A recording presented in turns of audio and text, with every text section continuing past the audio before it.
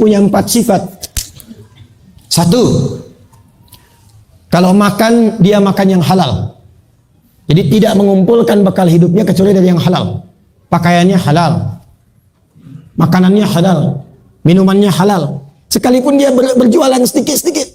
Sedikit itu apa bahasa Minangnya? Seketek. Ya walaupun dia jualan seketek. Nggak apa-apa.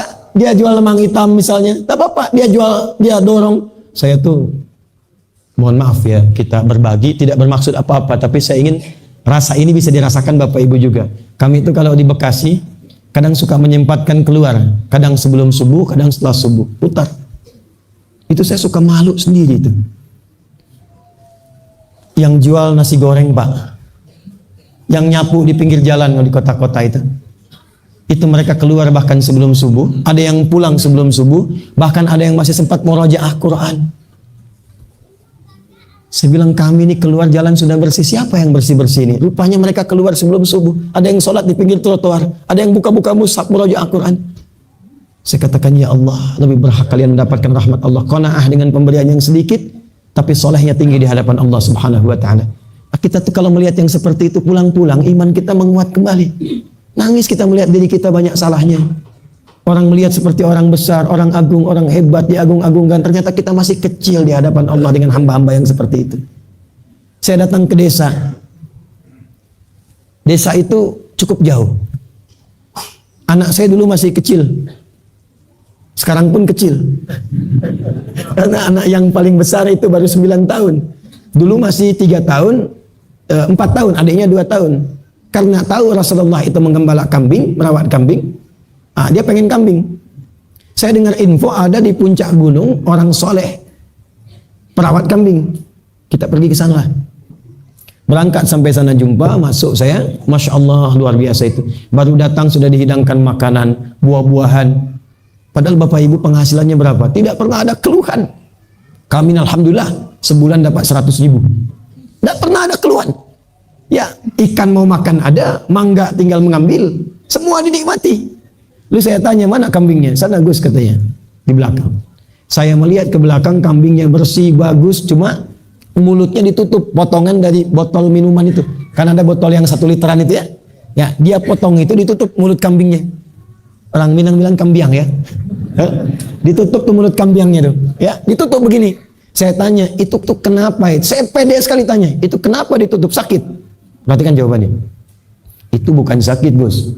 Itu kambing baru kami beli, lalu kami tutup mulutnya di tempat kami beli itu sampai ke sini supaya kambing itu tidak makan makanan yang bukan haknya di jalan. Saya diam begini. Berapa detik saya diam dan saya meneteskan air mata. Saya bilang, saya tobat ya Allah, saya tobat. Saya mengajar ke sana kemari, orang ini mungkin tidak mengajar, tapi telah mempraktekkan dengan sempurna. Bukan hanya menutup lisannya dari keburukan, bahkan lisan kambing dan mulut kambingnya pun ditutup supaya tidak makan yang bukan haknya. Itulah saleh. Nah, sekarang kita itu langka mendapatkan yang begitu. Jangankan mulut kambing, mulutnya sendiri kemana-mana lebih daripada kambing. Kambing tak bikin hoax, ini manusia bikin hoax.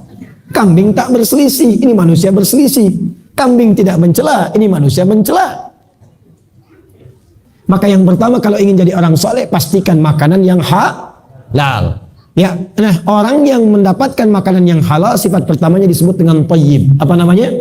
Thayyib. Al-Baqarah ayat 168. Ya ayyuhan nasu kulu mimma fil ardi halalan thayyiban. 2.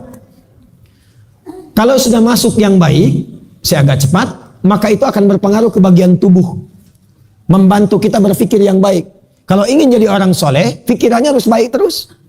Husnudzan pada Allah. Jujur, itu khair. Sabar, itu baik. Tawadhu, itu baik. Gabungan sifat baik itu disebut dengan khair namanya. Jadi orang soleh itu, badannya sehat, makanannya halal, sifatnya baik. 3.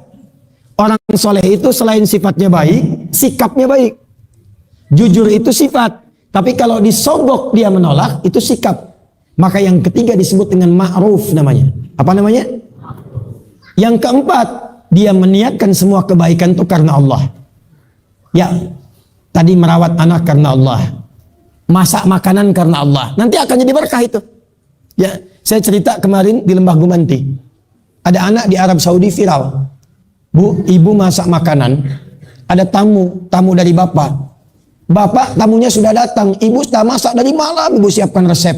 Makanan sudah jadi, sudah baik. Tiba-tiba ibu mau hidangkan, anak ibu datang. Bawa pasir dia bilang, bundo, dia siram makanan pakai pasir. Saya tanya, kira-kira bagaimana respon ibu itu?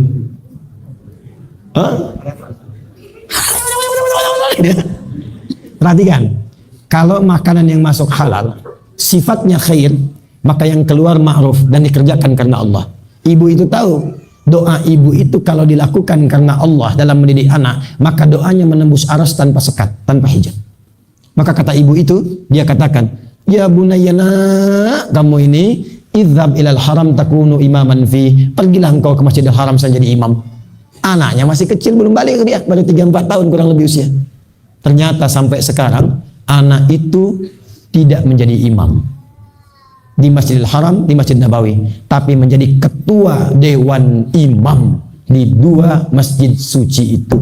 Beliau imam sekaligus ketua dewan imam. Dialah Syekh Abdurrahman As-Sudais.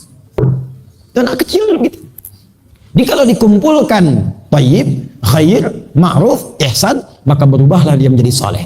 Maka kalau ingin menjadi orang saleh, pulang dari sini pastikan semua yang kita kerjakan Allah ridai. Jangan makan yang haram, jangan mengonsumsi yang haram. Tolak tawaran-tawaran yang haram, ya, di jabatan, di kedudukan, di harta, jangan terima sogokan. Jadi soleh. Setelah itu, baik jadi istri, baik jadi suami, baik jadi orang tua, baik jadi anak. Niatkan karena Allah. Jaga itu sampai wafat istiqamah. Kalau wafat dalam keadaan mempertahankan tadi, maka masuk golongan ketiga, sholihin. Siapa namanya? Sholihin. Imam Nawawi bikin kitab supaya berkumpul dengan orang-orang itu. Maka beliau tulis kitab namanya Riyadus Shalihin. Riyadus Shalihin. Maka silahkan pilih jadi siddiqin, jadi syuhada, atau jadi sholihin. Ustaz, rasanya belum sampai saya ketiga golongan itu, bagaimana caranya? Maka ayatnya ditutup, wa hasuna ulaika rafiqa. Carilah teman-teman yang punya 3 sifat itu dan dekati dia. Dekati dia. Di kampus cari ya yang mengingatkan kepada sholat, ngajak baca Quran, ngajak puasa, berteman dengan orang itu. Nanti keluar dari situ mungkin dia satu punya jabatan, satu punya bisnis, selama berteman, bersahabat, akrab. Itu kalau akrab dengan orang-orang solihin, sekalipun kita belum terbawa soleh sepenuhnya, tapi terbawa ke situ, itu akan dipersatukan oleh Allah. Ketika si soleh masuk ke surga, dia berkata, ya Allah kawanku, aku tak melihatnya. Kata Allah, diperkenankan, panggil temanmu itu, gandeng, ajak dia ke surga. Maka itulah yang dimaksud dengan rajulani tahabbani yatahabban fillah. Ada 2 orang dari 7 golongan yang bahkan dilindungi sejak yaumul hisab, yaitu 2 orang yang saling mencintai karena Allah. Dia berteman mencari orang soleh, dia berusaha menjadi soleh sampai wafatnya husnul khatimah.